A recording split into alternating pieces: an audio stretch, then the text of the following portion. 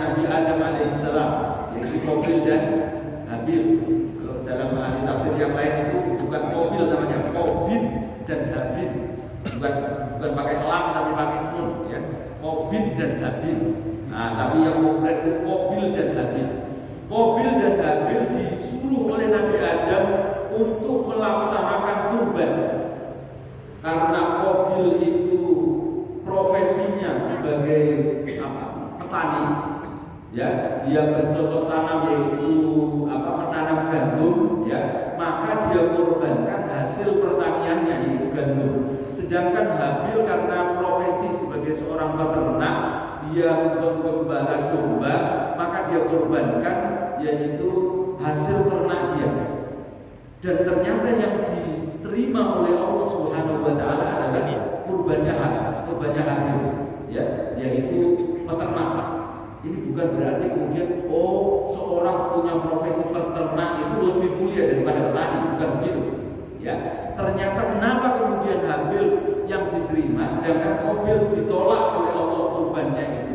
Karena ternyata, dan ini esensinya, karena Qabil mengeluarkan untuk berkurban itu hasil tanaman dia yang tanamannya hasil yang kurang baik.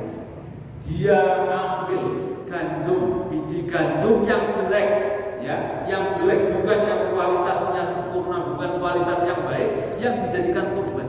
Sementara Habil itu mengorbankan domba yang paling bagus yang dia miliki. Dan inilah esensi kurban itu, ya, mana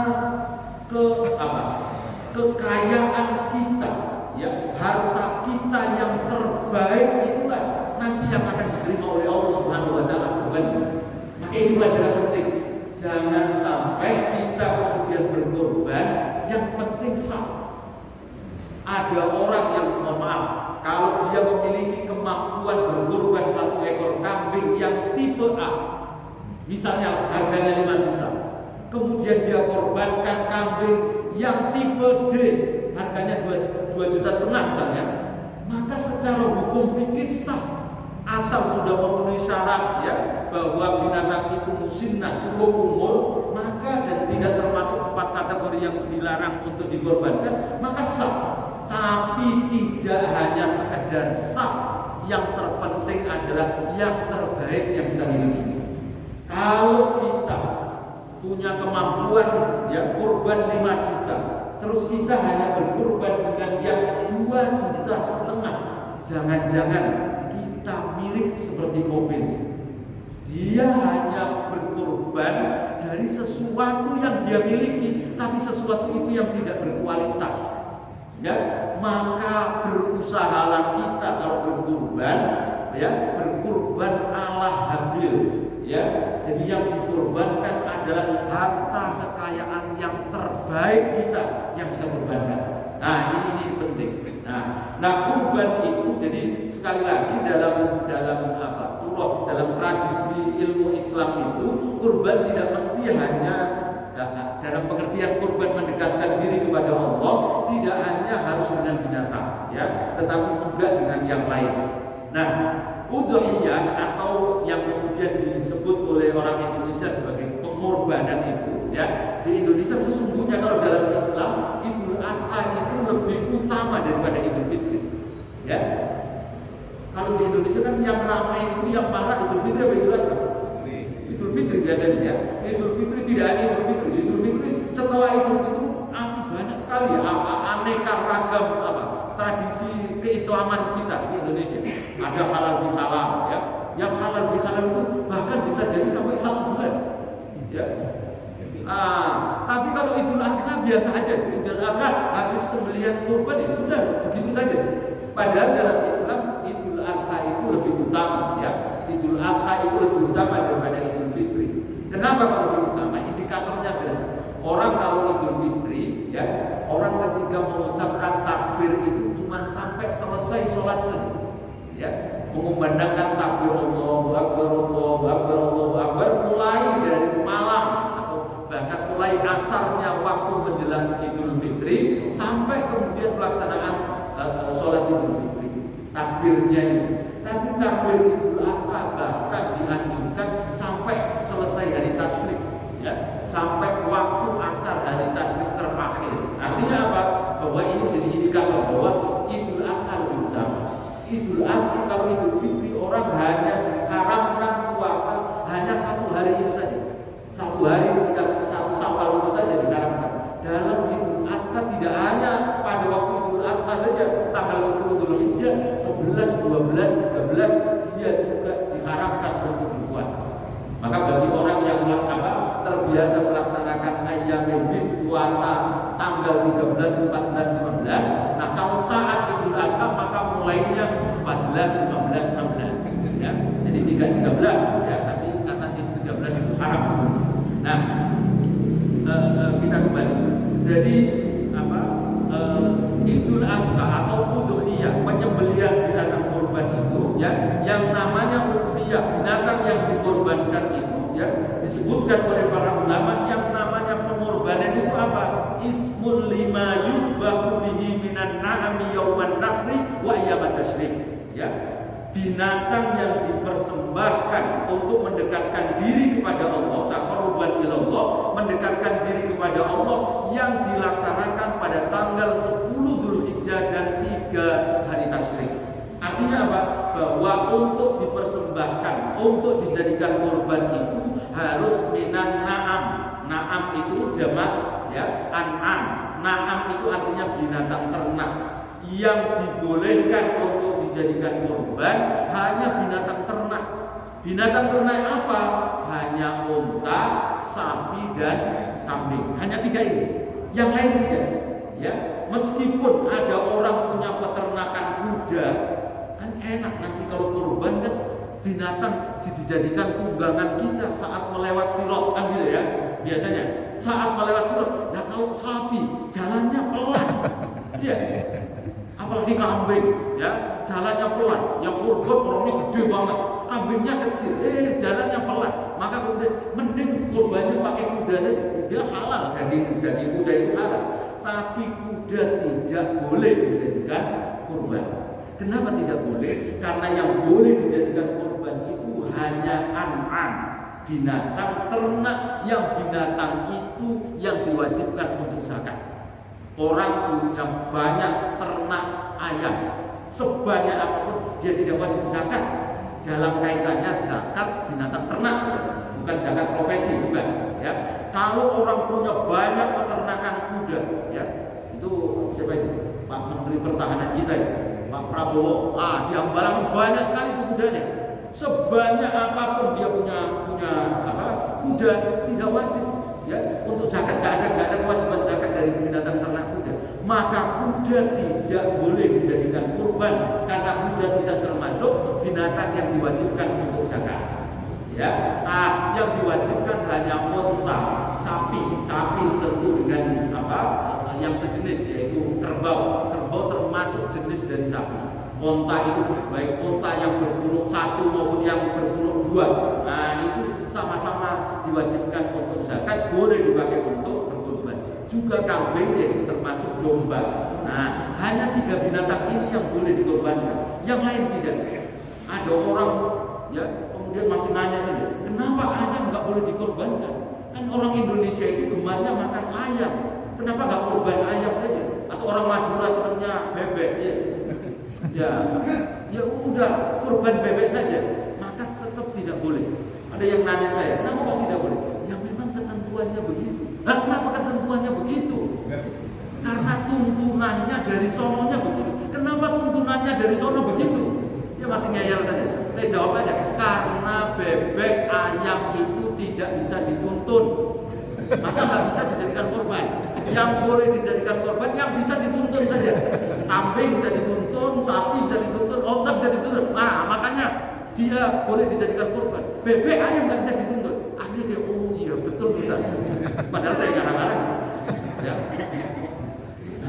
Ini artinya bahwa kurban itu hanya 3 jenis binatang itu, onta, sapi dan kambing saja. Nah, dasar hukum kurban. Allah Subhanahu wa taala menyatakan di dalam Al-Qur'an, a'udzubillahi minasyaitonirrajim, fasholli lirabbika wanhar. Salatlah karena Tuhanmu dan berkorbanlah. Nah, kata-kata wanhar inilah yang menjadikan dalil bahwa hukum kurban itu ya disyariatkan dalam Islam.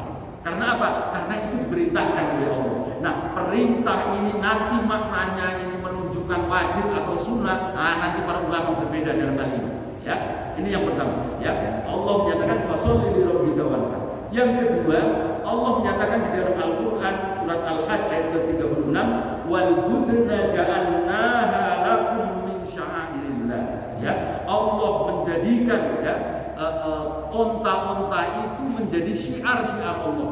Nah ini pentingnya. Kurban itu menjadi salah satu dari syiar Allah. Allah menjadikan onta itu disembelih menjadi syiar Allah. Maka kurban itu sebaiknya kurban itu bisa disaksikan oleh banyak orang. Ya, jadi kurban itu tidak kemudian disembelih di RPH, ya, rumah penyembelihan hewan. Karena apa? Kalau disembelih di RPH, maka itu tidak ada syiarnya. Ya, tidak bisa dilihat oleh banyak orang. Tapi kan sekarang ini karena ada apa? PMK, ya, PKM atau PMK, maka agar tidak nanti membawa virus. Nah, itu persoalan lain. Ada tujuan yang ingin dilakukan, ya. Kalau kira-kira kemudian nanti malah membahayakan kalau disaksikan oleh banyak orang, maka penyembelihan di rumah, ya, di penyembelihan RPH itu bukan suatu masalah, artinya dibolehkan. Tapi kalau kira-kira nggak ada bahayanya, maka sebaiknya dilaksanakan, dilihat oleh banyak orang. Dulu ada Gubernur DKI ini yang melarang orang menyembelih hewan kurban di masjid, ya. Karena apa?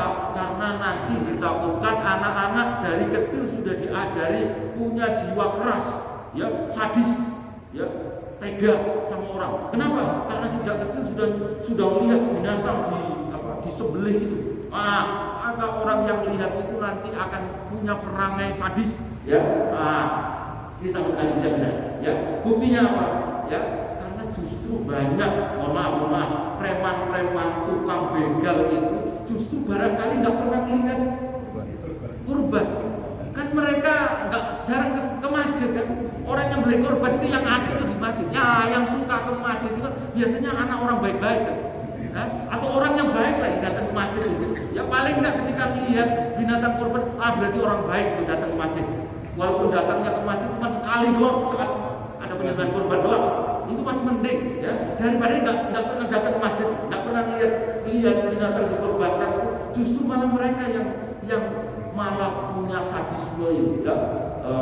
Ini maka nggak benar kalau orang lihat binatang disembelih itu kemudian justru dia yang malah nanti besar punya perangai sadis, sama sekali nggak benar. Buktinya apa? Karena tidak ada, ya, orang yang jadi tukang penyembelih. Biasanya tukang nyembelih kan ustaz. Nggak ada ustaz yang jadi preman ternyata kan. Padahal dia tiap tahun nyembelih binatang. Nah, ternyata juga nggak jadi preman tuh. Nah ini baik, ya. Binatang kurban atau orang yang berkurban itu yang paling baik adalah orang yang sedang melaksanakan ibadah haji. Jadi kurban paling utama itu kurban yang dilakukan oleh saudara-saudara kita yang sedang berhaji, itu paling baik. Baru level kedua orang berkurban yang bukan orang ibadah haji. Itu sebabnya maka dalam mazhab Syafi'i itu kalau ada orang mau berkurban, ya, agar dia mendapatkan pahala, ya, dengan tujuan agar bisa mengikuti seperti orang yang berhaji, orang yang ibadah kurban paling sempurna itu, maka saat masuk bulan Dzulhijjah, agar orang itu tidak memotong rambut dan tidak memotong kuku.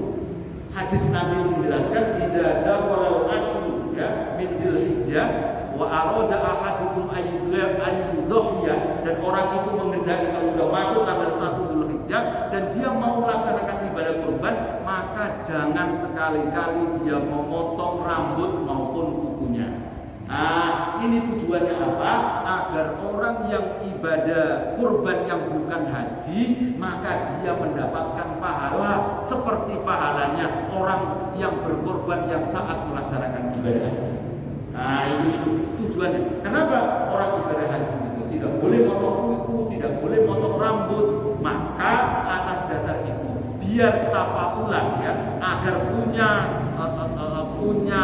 harapan ya, optimisme agar pahalanya sama dengan pahala orang berkorban yang melaksanakan haji, maka orang yang tidak melaksanakan haji juga tidak potong rambut, tidak potong. Nah ini jadi dasarnya. Yang ketiga, kalau tadi dua ayat ya di dalam Al-Quran yaitu fasolil lirabbika wanhar dan wal budna ja'alna al-ayat, maka ada hadis Nabi dari dasar ibadah kurban itu. Nabi menyatakan ya, man kana lahu sa'atun wa lam yudhi fala yaqrabanna musalla. Ini hadis ya, ini sangat mengerikan sekali ya. Jadi kalau kita tidak melaksanakan kurban pakai hadis ini, ngeri sekali ya. Bukan ngeri-ngeri sedap, ini ngeri-ngeri pahit ya. Kalau sedap enak, ngeri masih sedap, ini ngeri-ngeri pahit. Betapa tidak ngeri. Nabi menyatakan, siapa di antara kalian yang memiliki kecukupan harta, maka lahu sa'atun wa lam yudhi, tetapi orang itu tidak mau berkorban, fala yaqrabanna musallana, jangan dekat-dekat tempat sholat kita. Maksudnya jangan dekat-dekat masjid. Dekat masjid nggak boleh lagi. Masuk boleh nggak? Dekat aja nggak boleh, apalagi masuk. Ya, orang Islam yang memiliki harta yang cukup, kata Nabi, dan dia tidak melaksanakan kurban, jangan dekat-dekat masjid. Boro-boro masuk, dekat aja nggak boleh. Mendekati masjid nggak boleh. Padahal kita tahu, masuk masjid bagi orang kafir hukumnya apa? Boleh tidak? Orang kafir masuk masjid? Boleh, nggak apa-apa. Orang kafir masuk masjid Al-Barakah, boleh, nggak apa-apa. Yang nggak boleh orang kafir masuk masjid itu cuma dua, Masjidil Haram, Masjid Nabawi, itu nggak boleh, dua-duanya nggak boleh. Ya, hanya dua masjidnya nggak boleh orang kafir masuk. Bahkan di awal-awal Islam ketika Nabi di Madinah itu ya, orang kafir Nasrani Bani Najran itu bahkan dibolehkan oleh Nabi. Saat itu masih dibolehkan ya, masuk ke Masjid Nabawi, bahkan nginep di Masjid Nabawi. Orang kafir masih dibolehkan. Di masjid yang lain boleh orang kafir masuk masjid. Orang Islam gak mau melaksanakan kurban padahal dia mampu, dia jangankan masuk, deket aja gak boleh. Kira-kira berarti lebih parah daripada orang kafir. Iya. Jadi Nabi seolah-olah, orang Islam, kalau ente punya duit gak mau kurban, maka ente lebih hina daripada orang kafir. Kasarnya begitu. Karena apa? Orang Islam yang gak mau kurban jangan dekat-dekat masjid. Padahal orang kafir masuk aja boleh, apalagi dekat, ya masuk aja boleh. Tapi orang Islam yang tidak mau berkurban, Nabi mengancam jangan dekat-dekat masjid. Artinya apa? Bahwa ini ancaman Nabi serius sekali.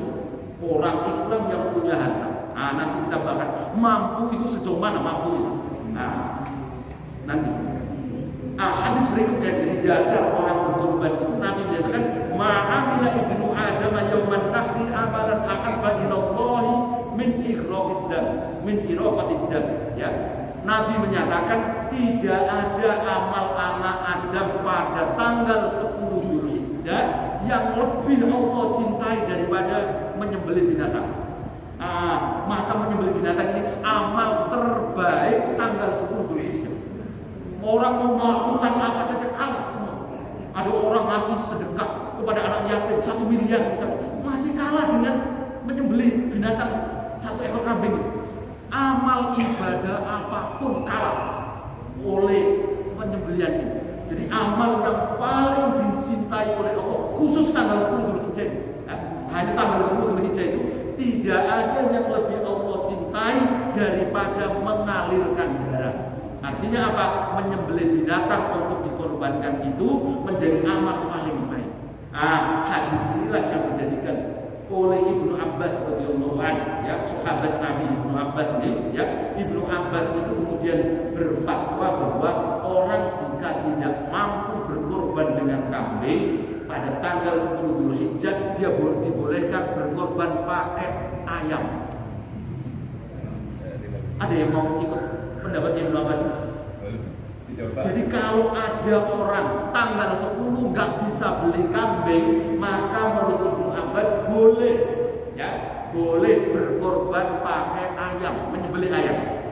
Dasarnya apa? Karena hadis ini Nabi menyatakan tidak ada amal anak Adam itu yang paling dicintai Allah pada tanggal 10 Dzulhijjah kecuali mengalirkan darah, menyembelih binatang. Nabi nggak menyebutkan kambing, onta, sapi, nggak disebut oleh Nabi. Umum maksudnya, akhirnya dipakai oleh Ibnu Abbas. Ya, kalau daripada orang tidak berkorban, nggak bisa beli kambing, maka setidak-tidaknya berkorban ayam. Jangan, ya saya nggak bisa beli kambing, ya udah saya korban perasaan saja. Perasaan nggak bisa dikorbankan, perasaan berkorbankan gimana? Ya, jadi setidak-tidaknya menurut Ibnu Abbas, dan ini yang diikuti oleh Bilal bin Rabah. Ya, Bilal bin Rabah itu budak yang dimerdekakan oleh Abu Bakar itu. Bilal bin Rabah itu kalau beliau tidak bisa membeli kambing, maka tanggal 10 itu menyembelih ayam. Tetapi ini bukan kurban. Ini hanya ingin mendapatkan agar dia mendapatkan keutamaan hadis Nabi tadi itu, bahwa Allah amal ibadah yang paling dicintai Allah pada tanggal 10 Dzulhijjah mengalirkan darah. Mengalirkan darah itu menyembelih ayam. Bukan kemudian nyari nyamuk kemudian dipencet ngalir darahnya, bukan begitu. Bukan maksudnya mengalirkan darah begitu, maksudnya menyembelih binatang. Jadi nggak bisa mengorbankan kambing, ya maka boleh berkorban bebek atau ya kalau orang pecinta burung korbanin burungnya nggak apa-apa. Ya. Yang proper.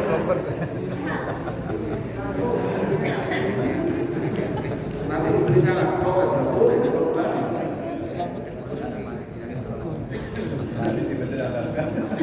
Panitia ayam panitia nggak ada yang siap jadi panitia korban ayam. Jadi kalau mau korbanin ayam ya korban sendiri di rumah ya, disembelih sendiri nanti dibagikan kepada orang lain. Oke, hukum korban sekarang. Hukum korban ini para ulama berbeda pendapat. Setidaknya ada 4 pendapat tentang hukum berkorban. Yang pertama, korban itu hukumnya wajib. Ini pendapatnya Imam Abu Hanifah ya, termasuk Robi'ah itu gurunya Imam Malik ya, ada Auza'i, ada Laits bin Sa'ad atau yang lain ya, itu berpendapat bahwa korban itu hukumnya wajib. Artinya kalau ada orang memiliki harta yang cukup kemudian dia tidak berkorban maka dia berdosa.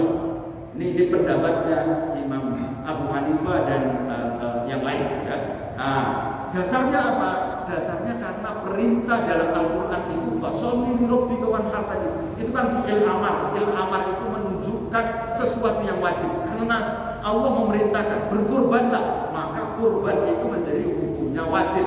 Kalau tidak berkorban dosa. Nah ini juga hadis ancaman serius Nabi tadi itu. Orang yang mempunyai kemampuan kemudian dia tidak berkorban, jangan dekat-dekat dengan masjid kami. Itu menandakan bahwa korban ini hukumnya wajib. Nah, sementara ada pendapat ya di kalangan mazhab Imam Syafi'i ya, berpendapat bahwa korban itu bukan hukumnya wajib tetapi sunnah muakkadah. Sunnah muakkadah itu sunnah yang sangat dianjurkan, ya, sangat dianjurkan. Orang jangan sampai tidak korban, maksudnya begitu ya. Tapi itu hanya sunnah saja, tidak sampai wajib.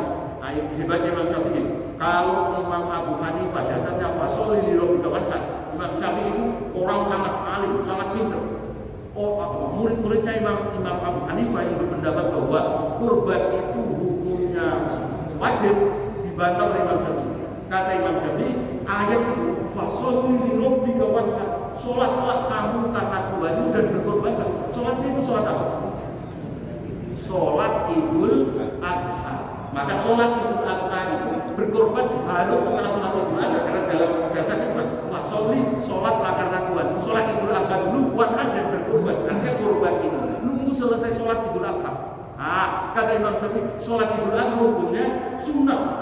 Oleh karenanya maka korban juga hukumnya sunnah. Meskipun ayat itu bentuknya perintah, ya, fasholli li rabbika wanhar, tapi tidak semua fi'il amar itu menunjukkan kepada sesuatu yang wajib. Itu adalah sunnah, karena sholat Idul Adha hukumnya sunnah, maka kurban juga hukumnya sunnah. Nah, hadis lagi yang dijadikan oleh Imam Syafi'i yang berpendapat bahwa kurban itu sunnah adalah hadis Nabi salatun hunna alayya faraidu ya walakum tatawwu. Ada 3 perkara yang bagiku kata Nabi itu hukumnya wajib, tapi bagi kalian wahai umatku hukumnya sunnah saja. Apa itu? Al-witru wan nahru wa sholatul duha, yaitu sholat witir ya, berkorban dan melaksanakan sholat duha. 3 hal ini wajib bagi Nabi. Nabi wajib melakukan. Witir wajib bagi Nabi, berkorban juga wajib, sholat duha juga wajib. Tapi bagi umatnya Nabi Muhammad 3 perkara itu hukumnya sunnah saja. Nah, ini menunjukkan dalil bahwa berkorban itu bukan sesuatu yang wajib. Hukumnya adalah sunnah muakkad. Ada pendapat yang lain, ya pendapat yang ketiga bahwa berkorban itu hukumnya sunnah kifayah. Ada yang pernah dengar sunnah kifayah? Biasanya kita mendengarnya fardu kifayah. Sunnah kifayah itu apa? Ini pendapat di kalangan imam di kalangan pengikutnya Imam Syafi'i ya, dari ashabus Syafi'i, bahwa berkorban itu hukumnya ada 2. Ada sunnah ainiyah, ada sunnah kifayah. Sunnah ainiyah itu apa? Sunnah yang disunnahkan, ya, perbuatan sunnah yang dianjurkan untuk kita lakukan minimal sekali dalam seumur hidup. Seumur hidup minimal sekali. Kita pernah berkorban meskipun sekali seumur hidup, maka itu namanya sunnah ainiyah. Kalau sunnah kifayah, yaitu sesuatu yang dianjurkan dilaksanakan oleh orang dalam satu keluarga setiap tahunnya minimal satu orang yang berkorban. Inilah maka ada hadis Nabi itu ya, ala kulli ahli baitin ya min fi kulli sanatin udhiyah. Hendaklah atas orang yang dalam satu rumah itu setiap tahunnya ada yang berkorban 1 ekor kambing. Hadis ini kemudian banyak orang yang mensalah-artikan seolah-olah orang berkorban satu keluarga itu cukup 1 ekor kambing. Gak usah kemudian satu keluarga punya anak 5 misalnya, kemudian kurbannya 1 ekor sapi. Karena apa? Jumlah keluarganya ada 7. Nabi menyatakan ya ayyuhan nas ala kulli ahli baitin ya fi kulli amin udhiyah. Hendaklah setiap rumah 1 tahunnya itu menyembelih 1 ekor kambing saja. Ngapain menyembelih 1 ekor sapi? Orang Nabi nyuruhnya cuma 1 ekor kambing. 1 ekor kambing mencakup untuk seluruh keluarga. Ini salah. Sekali lagi, ini salah. Jumhur ulama, 4 ulama besar ini, hanya Imam Ahmad yang berpendapat bahwa berkorban 1 ekor kambing itu cukup untuk 1 keluarga. Tapi 3 yang lain, Imam Abu Hanifah, Imam Malik, Imam Syafi'i, berpendapat bahwa 1 ekor kambing itu hanya untuk 1 orang. Maka 1 ekor kambing itu tidak ada istirak fi tamanil udhiyah. Tidak boleh ada kongsi, ada kerjasama, ada patungan. Nggak boleh. 1 ekor kambing nggak boleh buat patungan. Ya, artinya apa? Kalau 1 keluarga yang diperintah oleh Nabi 1 orang ya berkorban 1 ekor kambing dalam 1 keluarga itu, maksudnya 1 orang yang berkorban. Nah, inilah disebut sunnah kifayah. Sunnah kifayah itu apa? Kalau ada orang yang mengerjakan dalam 1 keluarga itu, 1 orang sudah mengerjakan, maka yang lain tidak mendapatkan hukum makruh. Kalau fardu kifayah kan, kalau ditinggalkan semua orang 1 kampung itu semua dosa. Itu karena fardu itu lawannya haram. Kalau ditinggalkan fardu maka haram. Kalau meninggalkan yang sunnah maka itu hukumnya makruh. Tapi kalau 1 keluarga sudah ada 1 orang yang berkorban, misalnya korban ini atas nama sang ayah misalnya, saya korban atas nama saya, maka 1 orang yang berkorban itu sudah mencukupi 1 keluarga, 1 rumah ini. Tidak hanya 7, keluarganya misalnya ada 15 orang, ya cukup untuk 15 orang. Tapi yang berkorban tetap atas nama 1 orang. Tapi pahala kurban itu diberikan kepada seluruh isi keluarga itu. Jadi yang berkorban tetap 1 orang, bukan kemudian satu kambing itu korban atas nama 1 keluarga itu, enggak. hanya pahalanya. Ini namanya istirok fit thawab, ya. Hanya berserikat, berkongsi dalam masalah pahala saja. Bukan orang yang berkurban. Karena apa? Kurban itu satu kambing untuk satu orang. Nabi Muhammad pernah, ya. Nah, yang dijadikan dalil orang itu karena Nabi pernah berkurban. Nabi itu berkurban bikabsyaini akronaini. Nabi berkurban 2 ekor kambing yang bertanduk keduanya tanduk. Nabi menyatakan Allahumma taqabbal hada min Muhammad wa alihi wa min ummati Muhammad. Ya Allah, terimalah kurbanku ini, 1 ekor kambing ini dari Muhammad, ya, dan keluarganya, dan yang 1 ekor kambing dari umatnya Muhammad. Maksudnya apa? Ini maksudnya bukan kurban itu 1 ekor kambing untuk 1 keluarga Nabi Muhammad dan keluarganya. Keluarga Nabi Muhammad itu 20 orang, istrinya 11, anaknya 7, ya. Kemudian masih ada Zaid bin Harithah, anak angkat Nabi. Kemudian masih ada Salman Al-Farisi yang tinggal di situ. Kira-kira 20 orang. Nabi dan keluarganya itu 20 orang. Ya masa iya 1 ekor kambing untuk 20 orang? Maksudnya Nabi itu 1 ekor kambing itu untuk Nabi Muhammad, tapi pahalanya agar disampaikan juga untuk seluruh keluarganya. Begitu juga dengan 1 ekor kambing untuk umatnya Nabi Muhammad. Umatnya Nabi Muhammad berapa? Miliaran. Ya masa 1 ekor kambing dibagikan ke miliaran orang? Ini maksudnya pahala saja. Karena apa? Kalau ini bukan istirok fitawab, ya, bukan kongsi dalam pahala, maka tentu Nabi sudah mengorbankan 1 ekor kambing untuk seluruh umatnya. Ya udah, seluruh umatnya nggak usah korban kalau begitu. Orang sudah dikorbanin oleh Nabi, udah di atas namain oleh Nabi, kita ini sudah berkorban. Nabi yang ngorbanin. Ya kalau gitu nggak usah korban. Kenapa kemudian kita masih korban? Ini artinya apa? Bahwa yang dimaksud oleh Nabi untuk diri dan keluarganya itu, untuk keluarga itu istirok fit thawab, ya, kongsi, ya, berserikat, artinya kerjasama dalam masalah pahalanya. Artinya apa? Artinya apa? Bahwa yang berkorban 1 ekor kambing ya cukup hanya 1. Orang Nabi menyatakan bahwa sapi dan unta itu hanya untuk 7 orang. Nah, masa iya kambing untuk 20 orang? Ya, yang sapi saja untuk 7, kambing malah 20. Ini kan nggak masuk akal. Jadi sekali lagi bahwa kalau ada orang berkorban, ya, 1 ekor kambing dalam 1 keluarga, ya, meskipun yang lain mampu, punya anak 5 sudah punya penghasilan semua misalnya, itu tetap seandainya 1 orang saja yang berkorban, maka yang lain sudah tidak kena hukum makruh, nggak kena ancaman Nabi tadi itu. Yang siapa yang punya kemampuan tapi nggak korban, jangan dekat-dekat masjid kami. Nggak kena ancaman itu. Ya, artinya sudah gugur, ya, meskipun yang berkorban 1 orang. Itu. Nah, mampu itu apa sih mampu itu? Mampu itu menurut Imam Abu Hanifah yang disebut orang yang mampu berkorban itu orang yang memiliki harta yang mencapai 1 nisab. 1 nisab itu kira-kira kalau kita orang Indonesia gampang itu punya harta setara dengan 85 gram emas. Ya, 20 dinar itu kira-kira 85 gram emas. Kalau 1 gram emas itu taruhlah misalnya 1 juta, berarti kalau ada orang memiliki uang 85 juta dalam 1 tahun, ya, punya uang 85 juta, maka termasuk kategori orang mampu. Maka orang ini menurut Imam Abu Hanifah wajib mengeluarkan zakat. Itu Imam Abu Hanifah. Kriteria mampu menurut Imam Malik lebih rendah dari Imam Abu Hanifah. Kalau Imam Malik berpendapat enggak, yang penting mampu itu selama 1 tahun. Kalau dia kemudian beli 1 ekor kambing, ya, tidak kemudian menyebabkan kebutuhan dia dalam 1 tahun itu berkurang.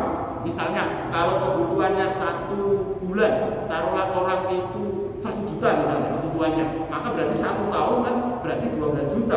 Kalau beli kambing 3 juta, berarti kalau dia 1 tahun memiliki uang 15 juta, maka berarti dia termasuk kategori mampu. Ya, tapi kalau dia misalnya baru punya uang 1 bulannya itu 14 juta, kan 12 kebutuhan, tapi kambing 2 juta nggak dapat, nggak cukup ini, maka bukan orang mampu ini. Ya, mampu itu kalau 1 tahun, ya, kemudian ditambah dengan beli korban itu dia masih cukup, maka itu namanya mampu. Menurut Imam Malik. Imam Syafi'i lebih rendah lagi. Mampu menurut Imam Syafi'i. Nah, yang kita pakai rata-rata orang Islam Indonesia memakai Imam Syafi'i, maka mampu menurut Imam Syafi'i bagaimana? Mampu menurut Imam Syafi'i lebih rendah lagi. Yang penting orang itu memiliki harta yang cukup untuk makan selama 4 hari. 10 Dzulhijjah, 11, 12, 13. Mampu punya uang untuk makan 4 hari ditambah dengan beli kambing. Kalau kambing 3 juta misalnya, kemudian kebutuhan setiap harinya 100 ribu, berarti kalau ada orang memiliki uang 3 juta 500, berarti dia sudah mampu 3 juta untuk beli kambing, yang 500 untuk kebutuhan 4 hari, yang 400, masih sisa 100. Ini termasuk kategori mampu.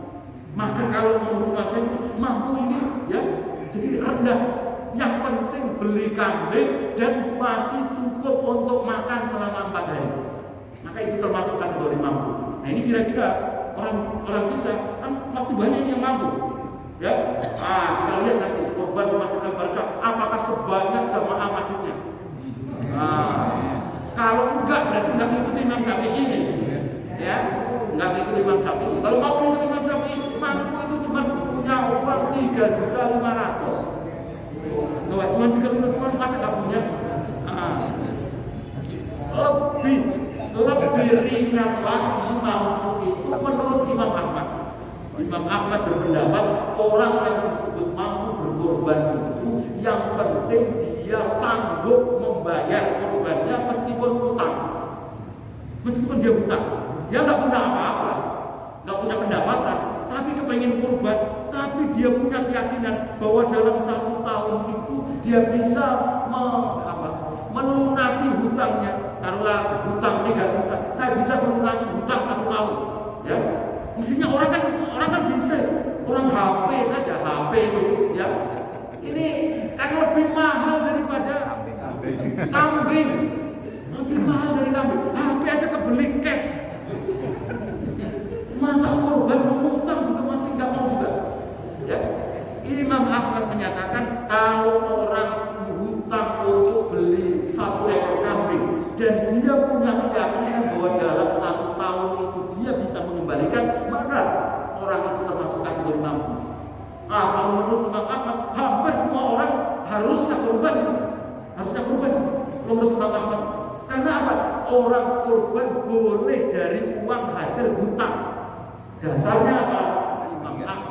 Imam Ahmad mengambil dasar apa yang dilakukan oleh sahabat mulia Anas bin Malik. Saya sering cerita, Anas bin Malik itu sahabat Nabi, menjadi pelayan Nabi, pembantu Nabi. Ketika Nabi menganjurkan untuk berkurban, Anas bin Malik tidak punya apa. Maka Anas bin Malik kemudian singkat cerita pinjam uang kepada Utsman bin Affan untuk beli 1 ekor kambing, 1 dinar. Pinjam 1 dinar, 1 dinar itu uang emas, ya, 1 dinar uang emas dibelikan kambing. Anas bin Malik kemudian bawa kambingnya ini ke hadapan Rasul. Ya Rasul, ini aku beli kambing untuk aku jadikan kurban. Hasilnya ini dari pinjam, ya. Kurban ini pinjam dari Utsman bin Affan 1 dinar, aku belikan kambing untuk dijadikan kurban. Nabi sangat terharu dengan apa yang dilakukan oleh Anas bin Malik sampai Nabi kemudian berdoa, Allahumma aktsir malahu wa waladahu wa barik lahu fima a'taitahu. Ya Allah, berikanlah Anas bin Malik ini harta yang banyak, anak yang banyak, dan berikan keberkahan apapun yang kau berikan kepada Anas bin Malik. Doa Nabi ini manjur sekali, dikabul oleh Allah. Anas bin Malik hartanya sangat banyak. Anas bin Malik itu ya orang yang luar biasa. Tanahnya di mana-mana. Ya, kalau sekarang apa? Maksudnya apa? Iya, ya tidak ada konglomerat apa. Pokoknya orang kaya. Tidak hanya di Madinah, tanah itu yang menjadi milik Anas bin Malik. Bahkan di Mesir. Mesir itu sebagian besar wilayah Mesir itu hasil wakaf dari Anas bin Malik. Itu wakafnya Anas bin Malik. Sampai sekarang konstitusi Mesir itu ya, itu menyebutkan secara spesifik Anas bin Malik berkat rahmat Allah dan kebaikan Anas bin Malik. Karena negeri Mesir itu hasil wakafnya Anas bin Malik. Anas bin Malik itu ya beli tanah di Mesir kemudian diwakafkan untuk Islam. Ya. Itu Anas bin Malik hartanya sangat banyak. Anaknya Anas bin Malik sangat banyak. Anaknya Anas bin Malik 86 orang. Dari Anaknya 86. Ya, ada orang punya anak sampai 86. Istrinya jangan ditanya, pasti nggak sampai 2 juga pasti banyak di sini. Ustaz Budi mau mengikuti Anas bin Malik. Ini Anas bin Malik. Usianya Anas bin Malik panjang. Usianya Anas bin Malik 101 tahun. Orang luar biasa, sahabat Nabi yang alim, ahli ibadah, kaya raya. Berkat apa? Berkat doa Nabi gara-gara tulus berkorban. Makanya kalau mengikuti Anas bin Malik, kalau kepengen kaya ala Anas bin Malik, ngutang besok. Ngutang. Nanti dituakan mana? Ketua DKM.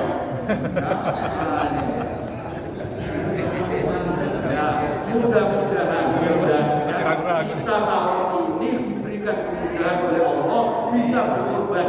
Meskipun utang-utanglah, ya, yang penting kita bisa melunasi, ya, utang kita, ya.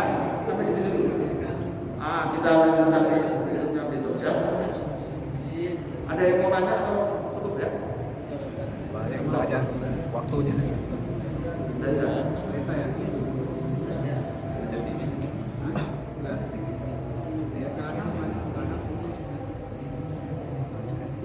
Oke, oh ya masih kita lanjutkan sudah ya.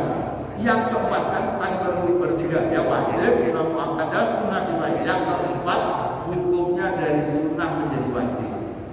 Kapan itu? Kalau ada orang kemudian nadar itu ya, kalau tanah laku maka saya mau korban 1 ekor sapi di Masjid Al-Barkah. Maka kemudian tanahnya laku, maka dia wajib hukumnya. Kurban yang wajib ini, mohon maaf, tidak boleh orang yang berkorban mengambil sedikit pun dari binatang yang dikorbankan. Jadi kalau korban wajib, maka panitia nanti nanya, ini korbannya wajib apa sunnah? Harus ditanya begitu. Kalau korban wajib, orang yang berkorban tidak boleh menerima daging dari binatang yang dikorbankan. Tapi kan pengurus DKM kan sangat kemudian takut banget kok. Karena ini wajib nggak dapat. Masih boleh. Caranya apa? Ya dikasih dari binatang korban orang lain. Karena nggak boleh itu dari binatang korban yang dia berikan, dari binatangnya sendiri. Itu yang nggak boleh. Tapi kan bisa dari korban orang lain. Ya, caranya begitu. Jadi tetap masih dapat bagian, tapi bagian yang bukan dari binatang yang dikorbankan, tapi dari bagian orang lain. Ya, nah itu korban yang wajib. Jadi wajib itu korban, maka tidak boleh orang itu sedikit pun mengambil bagian. Tapi kalau korban sunnah, orang boleh minta bagian, bahkan boleh mengambil sampai 1/3 bagiannya. Ya, jadi kalau ada orang korban kemudian 1 ekor kambing, saya minta ya paha 1 yang belakang saya minta, itu nggak apa-apa. Jangan kemudian orang korban gak ikhlas banget. Bukan kayak itu boleh. Orang berkorban itu boleh 1/3-nya diambil untuk dirinya. Ya, bahkan hukumnya kalau ada orang berkorban kemudian nggak ngambil sama sekali itu makruh. Ya, makanya kalau korban pakai yang apa itu? Yang online itu, kan nggak bisa ngambil bagiannya. Itu makruh itu boleh. Ya, yang baik, yang paling baik itu orang tetap mengambil meskipun nggak sampai 1/3. Yang paling baik kata Nabi itu hendaklah orang yang berkorban itu mengambil untuk 1 suap, 2 suap. Maksudnya apa? Agar dia mendapatkan keberkahan dari binatang yang dikorbankan itu. Jadi minimal ya 1/2 kilo lah, ya. Ya untuk 1/2 kilo kan dimasak nanti di rumah dari binatang. Meskipun dia sudah terbiasa makan daging sapi, daging kambing, tetap orang yang berkorban dianjurkan untuk mengambil bagian itu agar dapat keberkahannya. Ya, itu karena apa? Korban tadi untuk mendekatkan diri kepada Allah, karena ini binatang yang dikorbankan untuk mendekatkan diri kepada Allah, maka orang yang berkorban mencicipi ya apa yang dia korbankan itu. Ya, kalau orangnya luar negeri, kalau luar negeri, keduanya korban yang atas nama perusahaan, anak-anak sekolah. Ya, termasuk korban atas nama perusahaan. Korban perusahaan itu nggak sama. Korban itu syariat individual. Individual artinya apa? Hak orang per orang. Nggak boleh kemudian ini korban atas nama PT Angkasa Pura misalnya gitu. Nah ini korban nggak sah. Karena apa? PT Angkasa Pura itu bukan personal, bukan orang. ya, termasuk kurban atas nama kelas 5 SD. 5 SD misalnya. Nah itu nggak sah. Orang 5 SD nanti pahalanya untuk 5 SD. Emang 5 SD dapat apa? Dapat hukum taklif kan nggak ada. Yang berkorban, maka kalau anak 5 SD mau patungan korban boleh, ya sah nggak jadi korban, sah asal niat korbannya untuk satu orang. Jadi patungannya dari satu kelas, tapi ketika berkorban ini atas nama wali kelas misalnya, nah itu jadi korban, tetap satu orang, bisa bukan aja wali kelas. Ya. Pahala oleh orang yang berkorban satu kelas ini, ya wali kelasnya ini, nah kemudian pahalanya ini saya korban atas nama saya, pahalanya saya bagikan kepada satu kelas 5 SD ini, boleh. Nah itu sama dengan orang satu keluarga tadi, tetap yang berkorban satu orang atas namanya satu orang, nah pahalanya diberikan kepada seluruh anggota kelas itu, nah itu boleh. Nah kalau perusahaan nggak boleh, perusahaan kepada siapa nanti? Nah kalau seandainya kemudian ini atas nama direktur, ada orangnya namanya disebut bulan 7 orang, nah itu baru boleh. Yang pahalanya nanti diberikan kepada seluruh orang yang terlibat dalam patungan sapi itu misalnya, itu maka itu boleh. Tapi tetap atas namanya 7 orang, nggak boleh kemudian tanpa ada nama orangnya. Pokoknya dari PT ini, nah itu nggak boleh, ya itu tidak sah. Untuk yang udah meninggal, Pak, diniatkan. Ya, termasuk bagaimana hukum berkorban untuk orang yang meninggal. Ini ada perbedaan pendapat di kalangan ulama. Yang pertama, Imam Abu Hanifah dan Imam Ahmad itu berpendapat bahwa hukumnya sah berkorban atas nama orang yang sudah meninggal, baik dia wasiat atau tidak. Ya, sebelum meninggal orang tuanya wasiat atau sebelum meninggal orang tuanya tidak wasiat. Anak yang berkorban untuk orang tuanya pun. Imam Syafi'i, Imam Malik berpendapat tidak sah. Kalau Imam Syafi'i tanpa wasiat, ya. Tapi kalau wasiat maka boleh. Ya. Kalau orang tuanya nggak ada wasiatnya maka itu tidak boleh. Kenapa Imam Syafi'i berpendapat bahwa berkorban atas nama orang yang meninggal itu tidak sah kalau tanpa wasiat? Karena Imam Syafi'i berpendapat anak itu, ya, kalau melakukan kebaikan tanpa niat untuk orang tuanya, maka orang tua itu tetap dapat pahala. Jadi kalau korban atas nama saya sendiri, saya korban, tapi orang tua saya niatkan, ya, niat bahwa korban saya ini, kan saya yang berkorban, tapi korban ini pahalanya saya berikan kepada orang tua saya, tanpa saya niat untuk berkorban atas nama orang tua tetap dapat. Nah ini sesungguhnya juga sama aja. Imam Syafi'i juga berpendapat, artinya boleh orang berkorban atas nama orang yang sudah meninggal, ya boleh. Toh anak itu tanpa niat untuk orang tuanya berkorban, dengan sendirinya pahalanya itu juga diberikan kepada orang tuanya. Tapi kalau menurut Imam Syafi'i, korban itu sebaiknya tetap atas nama orang yang masih hidup, termasuk berkorban itu atas nama orang yang sudah balik. Jadi kita punya anak nih masih kecil-kecil, 3 misalnya, korbannya atas nama kita. Walaupun seandainya atas nama anak kecil sah tetap sah. Karena sama dengan anak itu, kalau dia sholat itu kan, ya sholat kan wajib bagi kalau sudah balik, tapi belum balik sholat, dia tetap sah kalau sholatnya benar. Yang dapat pahala orang tuanya. Maka anak kecil itu, ya anak kecil itu tetap dia dianjurkan, ya meskipun tetap sah, tapi sebaiknya kalau menurut Imam Syafi'i korban itu atas nama orang yang sudah balik, ya meskipun kalau atas nama anak kecil tetap sah, ya. Nah itu cukup ya. Baik, kita tutup dengan beberapa majlis. Mudah-mudahan apa yang kita kaji